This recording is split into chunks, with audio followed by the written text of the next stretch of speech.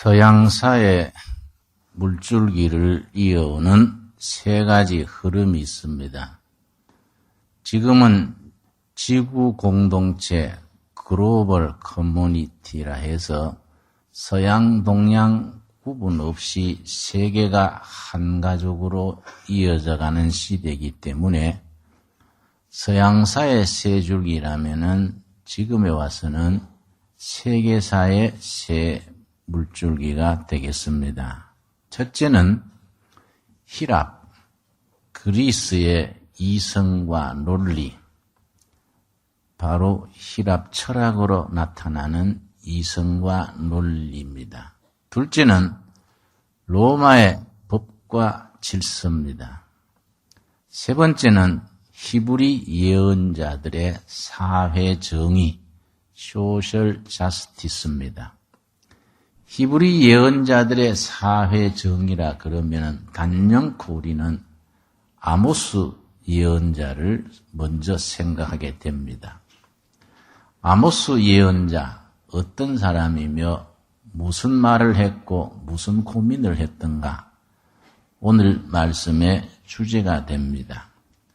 아모스는 아모스서 1장 1절에 기록된 대로 예루살렘에서 한 20km, 50리쯤 떨어진 산지대에 목장을 경영하면서 가수원을 길렀습니다.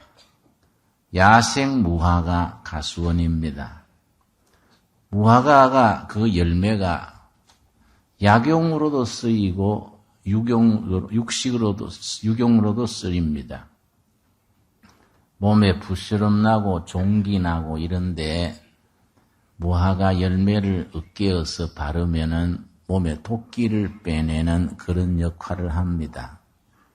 옛날에 우리 시골에 조고약이라고 몸에 종기에 독을 빼내는 데 많이 썼습니다. 무화과 열매가 그런 역할을 합니다. 또 몸에 대단히 건강에 이로운 과일이기도 합니다. 야생 무화과 밭을 일구어서 거기에 가수원 농사 지으면서 축산도 했던 분이 아모스입니다. 투박한 농사꾼 출신입니다. 아모스가 농사꾼 출신으로서 하나님의 부르심을 입어서 그 시대에 선포한 말씀이 아모스서 5장 15절과 24절입니다. 우리 한번 찾아보겠습니다. 아모스서 5장 15절과 24절 말씀이 그 시대 아모스가 인생을 걸고 피를 토하는 심정으로 계속해서 선포했던 말씀입니다. 아모스서 5장 15절 말씀. 너희는 악을 미워하고 선을 사랑하며 성문에서 공의를 세울지어다. 만군의 하나님 여호와께서 혹시 요셉의 남은 자를 긍휼히 여기시리라. 성문에서 공의를 세울지어다. 공의는 사회 정의입니다. 그때는 재판하는, 판결하는 장소가 성문 위에 있는 널찍한 공간이었습니다. 그래서 성문 위에 재판하는 자리에서 정의를 세울지어다. 이렇게 선포됩니다. 24절이 요점입니다. 24절 말씀. 우리 한번 같이 읽겠습니다. 오직 공법을 물같이 정의를 하수같이 흘릴지어다. 아모스의 메시지의 바로 중심이 되는 단어입니다. 이 단어가 요즘 말로 번역을 하면은 다만 정의를 강물같이 흐르게 하라. 서로 위하는 마음을 시냇물같이 흐르게 하라. 그런 번역이 됩니다. 다시 말씀드립니다. 오직 공법을 물같이 정의를 하수같이 흘릴지로다. 아모스 5장 24절의 말씀이 현대어로 쉽게 본문을 따라 번역을 하면 다만 정의를 강물같이 흐르게 하라. 서로 위하는 마음, 공동체 정신입니다. 있는 사람은 없는 사람을, 없는 사람은 있는 사람을, 배고픈 사람, 배부른 사람, 병든 사람, 건강한 사람, 서로 위하는 마음을 시냇물같이 흐르게 하라. 바로 정의를 부르고 서로 더불어 사는 따뜻한 마음씨, 공동체 정신을 말했습니다. 이 아모스 시대가 어떤 시대인가? 우리가 먼저 이스라엘 역사에 아모스서가 얼마나 중요한지 생각해 볼 수 있는 예화가 있습니다. 나라로서 이스라엘은 언제 멸망했느냐 하면은 BC, 예수님 오시기 전 586년 5월 9일에 바벨론 군대에 의해서 짓밟혔습니다. BC 586년 바벨론 군대가 예루살렘 성을 함락하고 예루살렘 성전을 허물어뜨리고 살아남은 자 중에 똑똑한 자들은 포로로 끌어가고 완전히 그 나라가 쑥밭이 되었습니다. 그 뒤에 나라 없이 괄세받으며 이 나라 저 나라 헤매고 다니다가 이스라엘 나라를 회복한 것은 불과 60여 년 전 1948년 5월 14일에 이스라엘 나라가 다시 회복, 건국하게 됐습니다. 우리나라의 건국은 1948년 8월 15일입니다. 우리가 건국하기 꼭 석 달 하루 전에 1948년 5월 14일에 이스라엘은 건국을 했습니다. 그때 초대 대통령이 벤구리온입니다.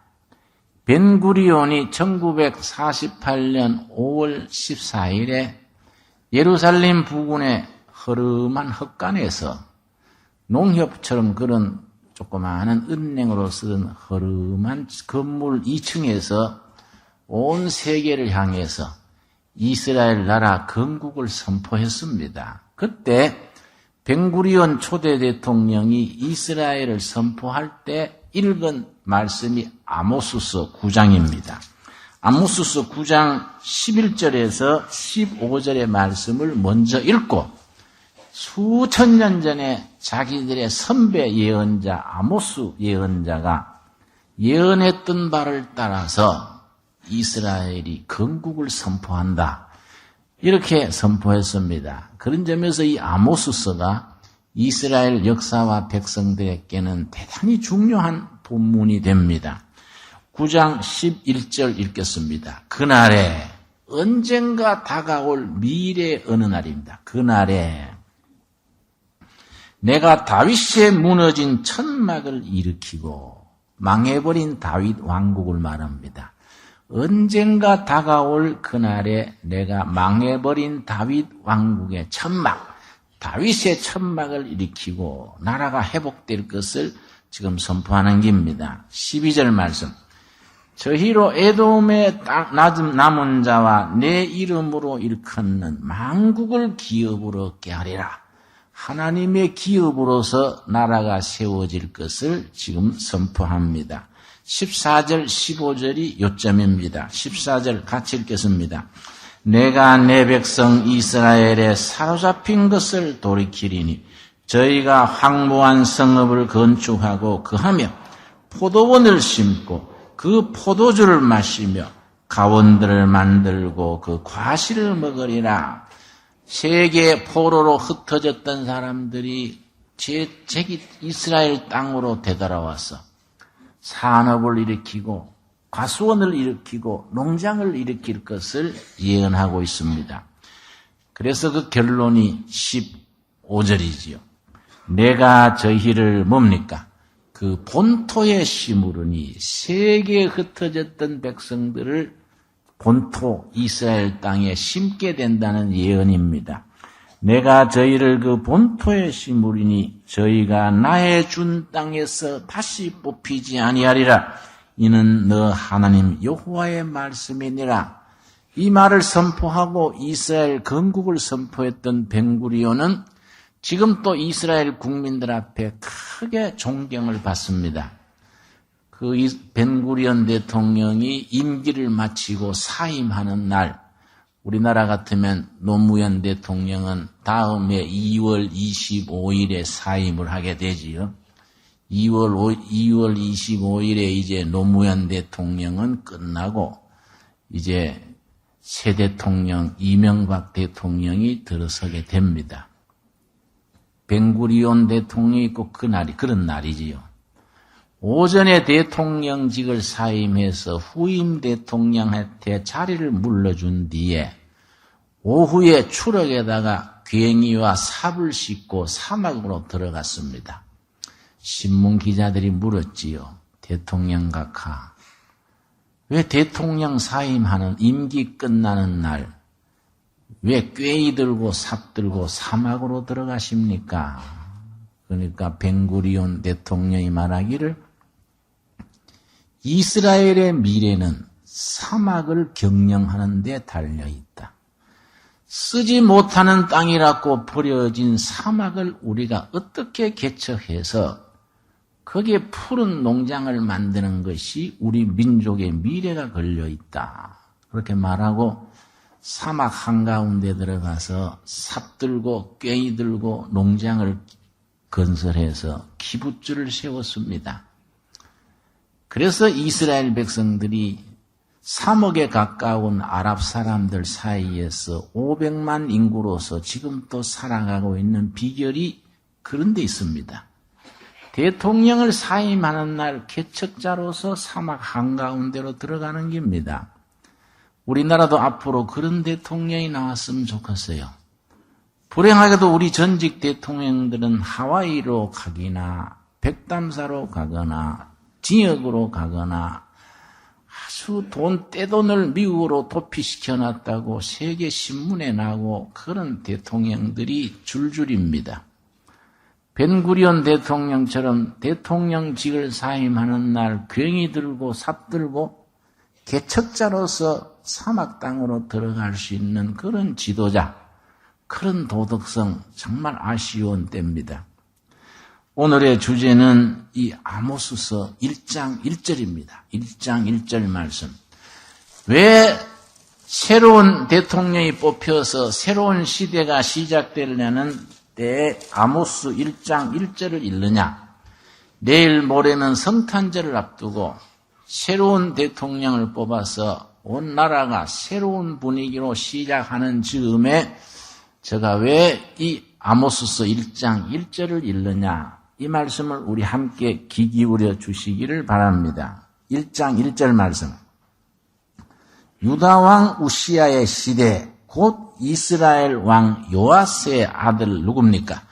여로보암. 그거 중요합니다. 거기에 줄을 치시기 바랍니다. 여로보암의 시대. 여로보암의 시대. 아모스서의 주제는 아모스의 시대와 여로보암의 시대입니다. 여로보암은 정치 지도자, 아모스는 영적 지도자입니다. 정치 지도자 여로보암, 영적인 지도자 아모스, 두 사람 사이의 이야기가 아모스서의 주제가 됩니다.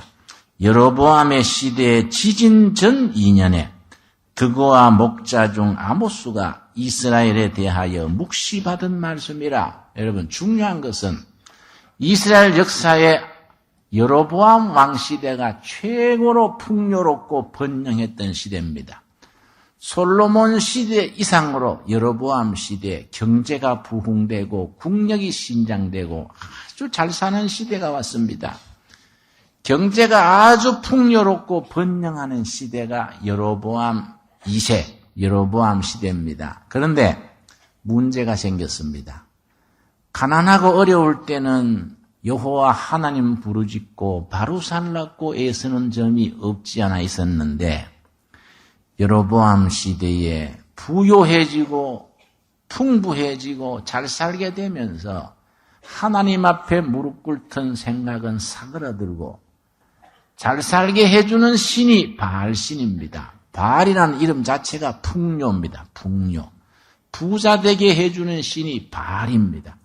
바알 앞에 무릎 꿇고 도덕이 황폐해지고 국민들이 허영과 사치에 물들고 부자와 가난뱅이가 서로 원수같이 이빨을 갈고 부딪히는 양극화, 이런 계급투쟁, 이런 일이 벌어졌습니다.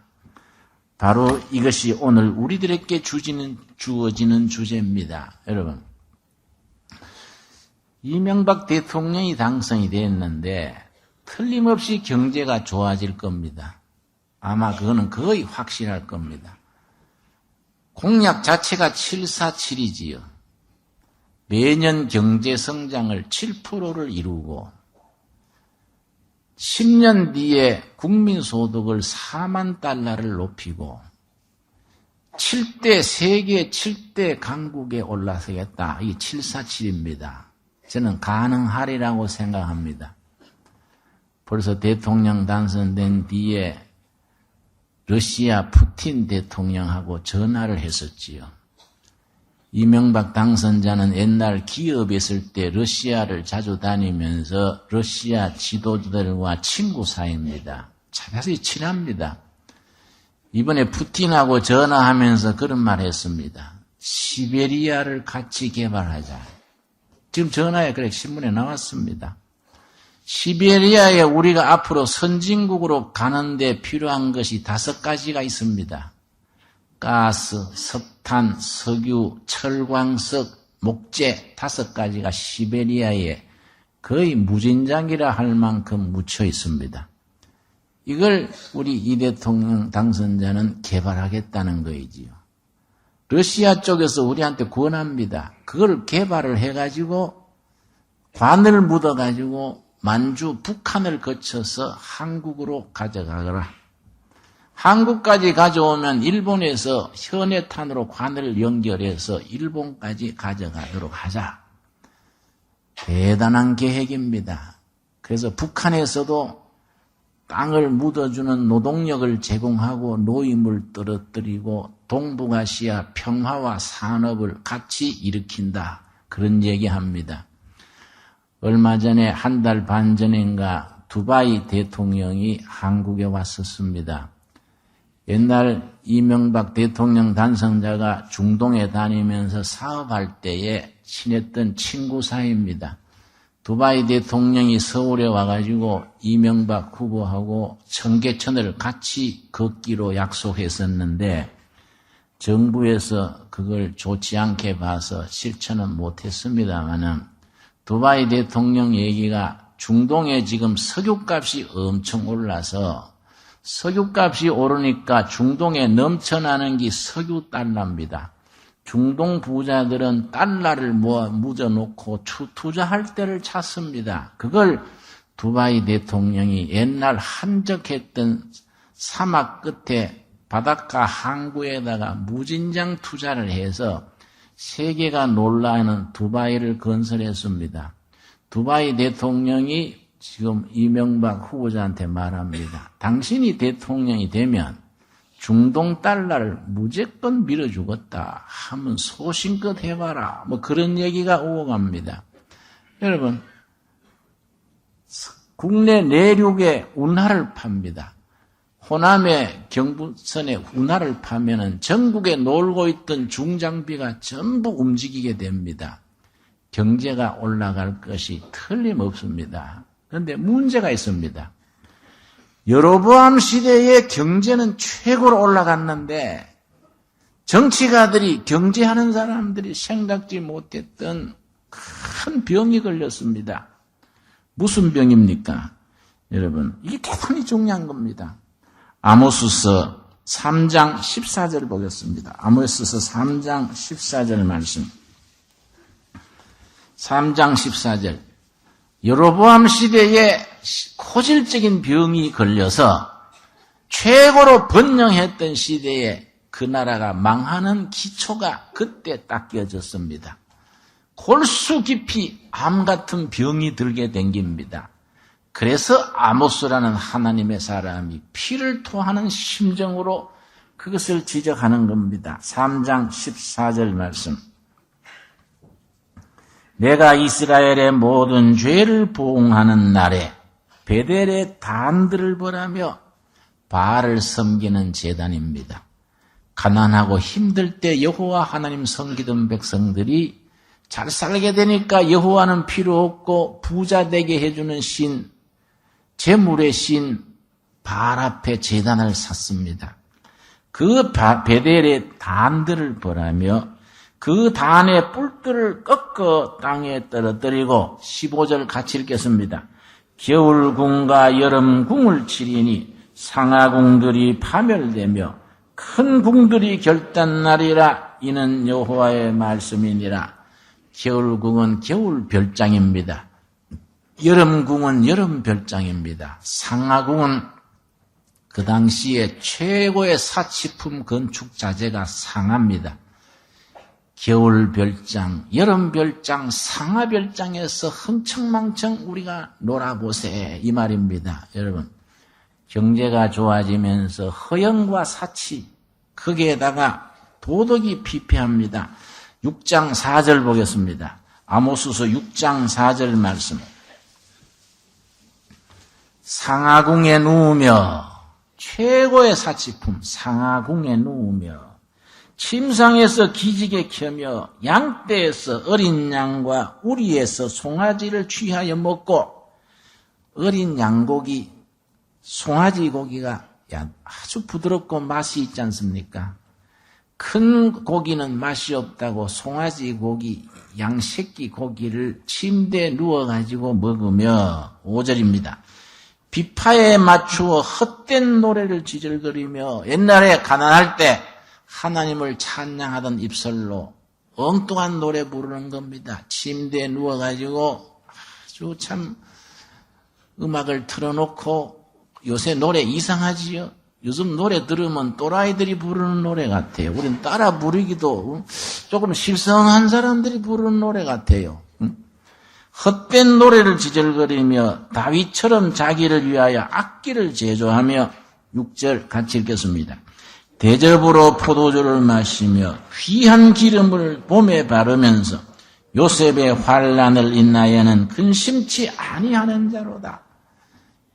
저 위스키나 와인을 마시는데 그냥 잔으로 마시는 게 아니라 크게 논다 합시고 사발에다가 부어서 부어라 마셔라 이렇게 들이마시고 희한한 노래를 불러잡고 최고급 침대에 누워가지고 흥청망청하는 겁니다.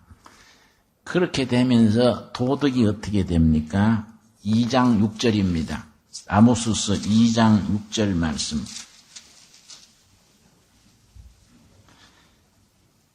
아모스 2장 6절. 여호와께서 가라사대 이스라엘의 서너 가지 죄로 인하여 내가 그 벌을 돌이키지 아니하리니 이는 저희가 은을 받고 의인을 팔며 신한 걸레를 받고 궁핍한 자를 팔며 가난한 자의 머리에 있는 티끌을 탐내며 부자들이 있는데 더 있으려고 가난뱅이들을 착취하는 겁니다.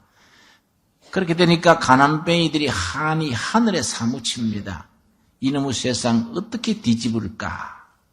부자들은 흥청망청 하는 데다가 가난한 사람들의 티끌을 탐낼 만큼 미친 듯이 돈을 모으고 가난뱅이들은 한을 품습니다. 겸손한 자의 길을 굳게 하며 그 다음 뭐라 그랬습니까? 부자가 한 젊은 여인에게 다녀서 나의 거룩한 이름을 더럽히며 부자 노인들이 젊은 아가씨들 첩으로 두고 내연에 철어두고 성윤리가 무너집니다. 성이 돈에 팔립니다. 부자들 앞에 여성들이 몸을 갖다 바칩니다. 이런 도덕의 부패가 그 시대에 여로보암의 시대가 됐습니다. 여러분, 거기 한 가지 더 있습니다. 5장 11절입니다. 5장 11절 말씀. 우리 한번 같이 읽겠습니다. 너희가 가난한 자를 밟고 저에게서 미래 부당한 세를 취하였은즉 너희가 비록 다듬은 돌로 집을 건축하였으나 거기 거하지 못할 것이요 아름다운 포도원을 심었으나 그 포도주를 마시지 못하리라. 하나님께서 그렇게 도덕적으로 황폐하고 빈부 차이가 벌어지는 사회를 가만두지 않겠다는 겁니다. 4장 1절 보겠습니다. 4장 1절 말씀. 사마리아 산에 거하는 바산 암소들아, 이 말을 들어라. 너희는 가난한 자를 학대하며 궁핍한 자를 압제하며 가장에게 이르기를 술을 가져다가 우리로 마시게 하라 하는도다. 권력자들, 부자들이 가난뱅이를 압제하고 수탈하고 못살게 굽니다. 이런 사회를 하나님께서 그냥 두시지 않겠다는 겁니다. 여러분, 이럴 때 아모스 선지가 부르짖는 게 뭡니까? 아모스 선지가 그런 나라에 대해서 결론은 뭐이냐? 8장 11절입니다. 8장 11절 말씀. 아모스서 8장 11절 말씀. 결국 그런 사회는 어떤 길로 나가느냐? 흥청망청하고 허영과 사치에 물들고 도덕이 부패하고 빈부격차가 벌어지면서 그 사회가 가는 종점이 어디냐? 8장 11절입니다. 우리 한번 같이 읽겠습니다. 주 여호와께서 가라사대 보라 날이 이름지라 내가 기근을 땅에 보내리니 양식이 없이 주림이 아니요 물이 없어 가람이 아니요 여호와의 말씀을 듣지 못한 기갈이라. 하나님의 말씀을 듣지 못해서 백성들이 허덕이고 배고픔이 아니라 마음 고품, 영혼 고품입니다. 말씀이 없어 백성들은 기갈하고 민심은 흉흉해지고 사는 꼴이 나라 사정이 말이 아니게 됐습니다. 이럴 때 아모스 선지가 뭐라 그럽니까? 5장 4절입니다. 5장 4절 말씀. 여호와께서 이스라엘 족속에게 이르시기를 그 다음 같이 읽겠습니다. 너희는 나를 찾으라 그리하면 살리라. 나한테로 찾아라 그리하면 살리라. 5장 6절 보겠습니다. 5장 6절 첫 마디가 뭡니까? 너희는 여호와를 찾으라 그리하면 살리라. 계속 말합니다. 5장 8절입니다. 제가 읽습니다. 묘성과 삼성을 만드시며 사명의 그늘로 아침이 되게 하시며 백주로 어두운 밤이 되게 하시며 바닷물을 불러 지면에 쏟으시는 자를 뭡니까? 찾으라. 그 이름이 여호와시라.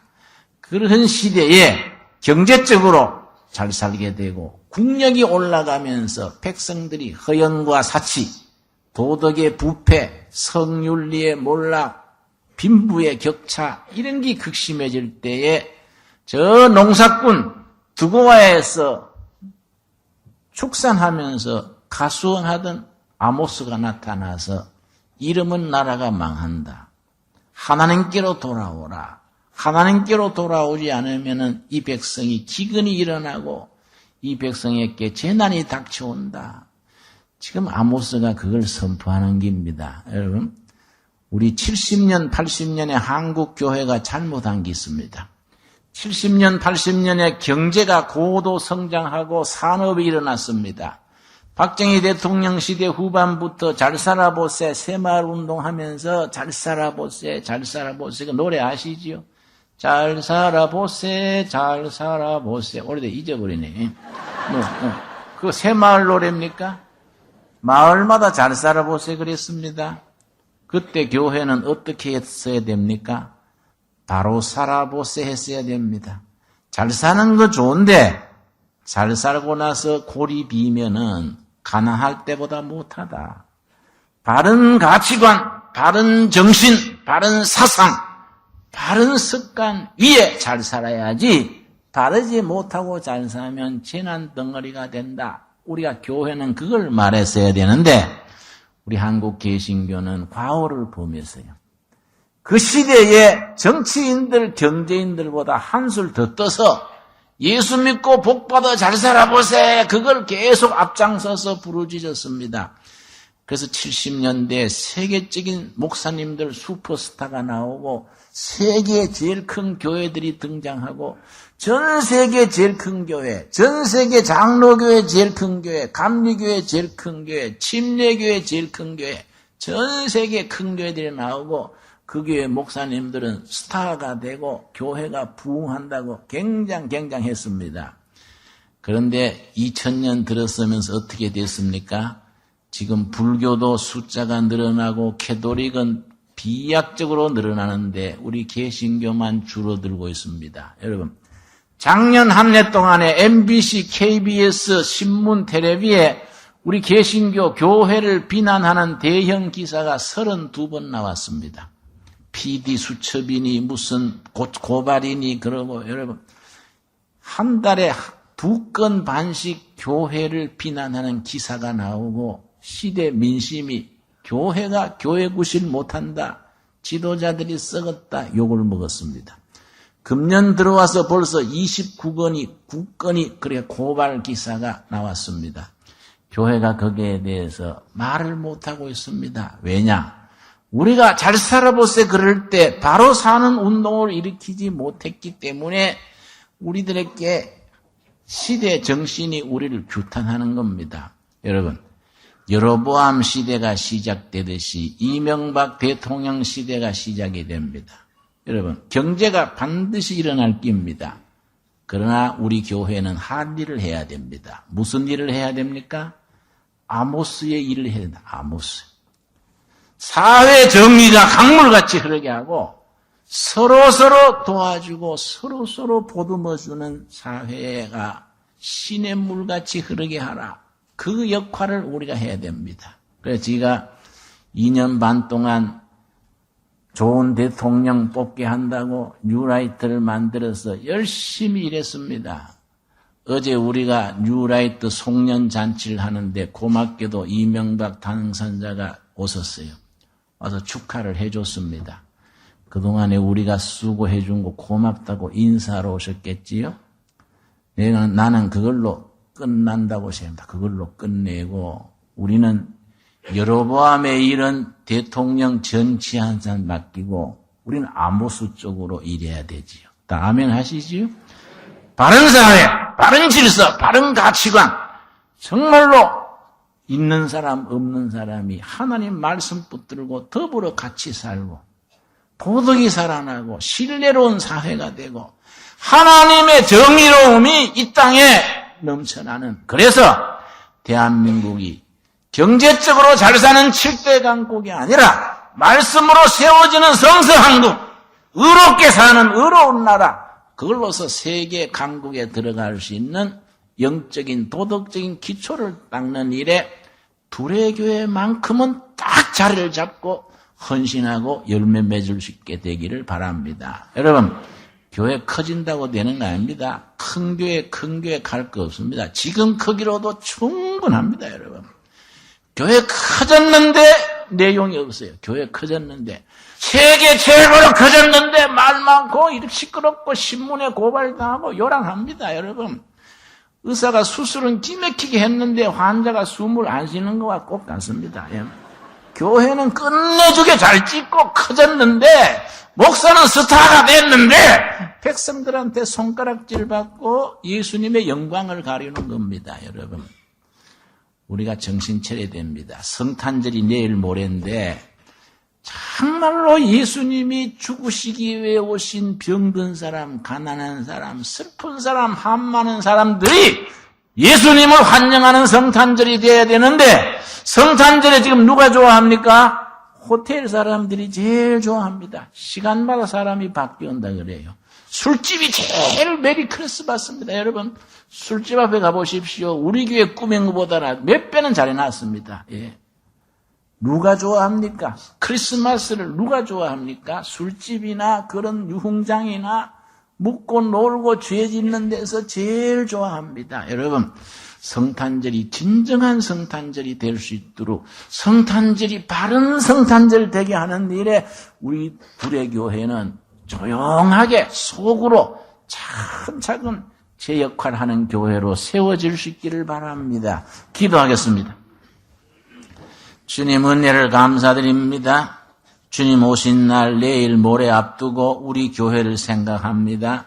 여로보암 시대의 경제가 최고로 화려하고 호황이었을 때에 국민들이 사치하고 허영하고 부패하여 나라의 기틀이 허물어졌습니다. 부자와 가난한 사람들은 서로 미워하고 서로 적대하면서 나라의 통합이 깨졌습니다. 이제 새로운 대통령 모시고 우리가 정말 바른 나라, 바른 질서, 바른 가치관, 서로서로 돕고 사는 나라, 정의가 강물같이 흐르게 하는 나라, 서로서로 따뜻한 마음을 나누는 그 마음이 신의 물같이 흐르게 하는 사회를 세워가는 일에 우리 둘의 가족들은 소박하게 조용하게 밖으로 드러내지 않고 감당케 하여 주시옵소서. 예수님 이름 받들어 기도드려 사옵나이다. 아멘.